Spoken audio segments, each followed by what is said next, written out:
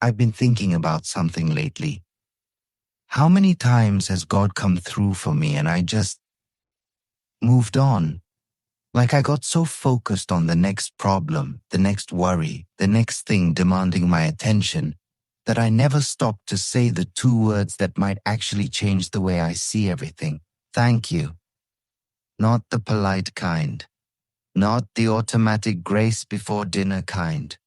I mean the kind that comes from somewhere deep in your gut when you finally realize how close you came to breaking and somehow you didn't.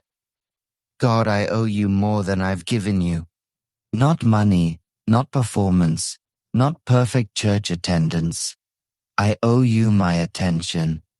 I owe you the honesty of admitting that so much of what I have right now, the fact that my mind is still working, that my heart is still beating, that I haven't completely fallen apart, even though there were seasons where falling apart seemed like the only option. That's not luck. That's you. And I don't say that lightly. I remember what last year felt like. Some of you listening right now, you remember too. You remember the phone calls that changed everything. The diagnosis that made the room go quiet. The moment someone you trusted walked away and didn't look back. You remember lying in bed, not sleeping, just existing, wondering if God was even paying attention anymore. I've been in that room. That silent, terrible room where your faith feels like a candle in a hurricane and you're cupping your hands around it, just begging it not to go out. But it didn't go out. Did it? Something kept it flickering. Something kept you searching, kept you whispering prayers you weren't even sure anyone heard. And the fact that you're here right now, listening to this, tells me that flame is still alive, bruised maybe, tired absolutely, but alive. So this prayer isn't about asking for something new, not yet.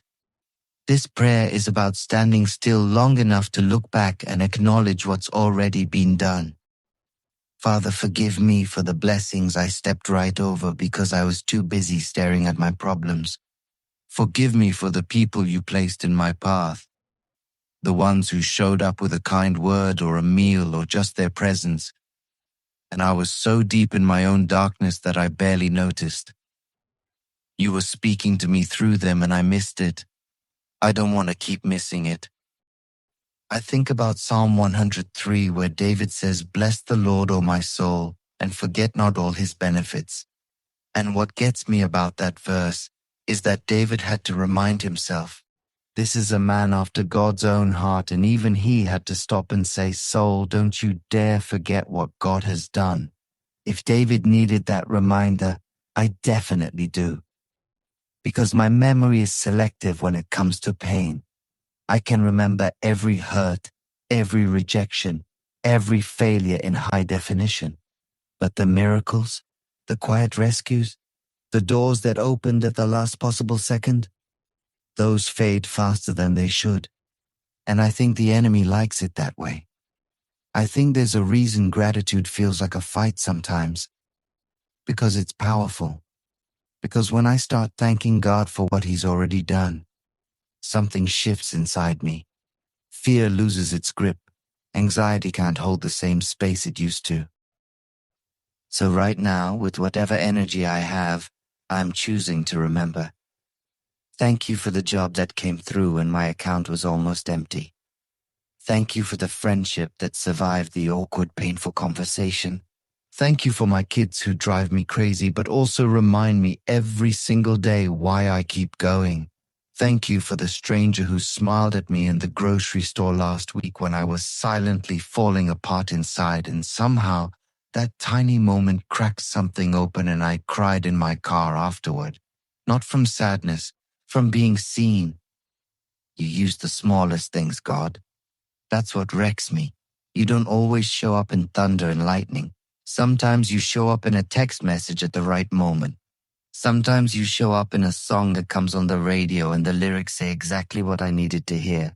You're subtle and you're relentless, and I'm only now starting to understand how many times you've intervened in ways I'll never fully know. So bless this day. not because I deserve it. I know I don't. But because you're the kind of father who gives good things to his children even when they forget to say thank you, even when they get distracted, even when they doubt. You keep showing up. That's who you are. And wherever this prayer finds someone today, in their car, on their lunch break, late at night with their phone screen, the only light in the room, I pray that something unlocks in their chest, that this heavy thing they've been dragging around, this guilt, this grief, this exhaustion that nobody sees, I pray it gets just a little lighter right now. Not because the circumstances changed, but because they remembered who's been walking beside them this whole time. You are faithful, God, even when I'm not, especially when I'm not. And I don't want another day to pass where I treat that like a small thing. Thank you. From the most honest place I have. Thank you. Amen. If this hits something real in you today, I want you to do one thing. Just one. Think of one specific moment where God came through for you. A moment you maybe haven't thought about in a while. Then speak it out loud or write it down below. Not for me, for you. Because remembering changes something. It really does.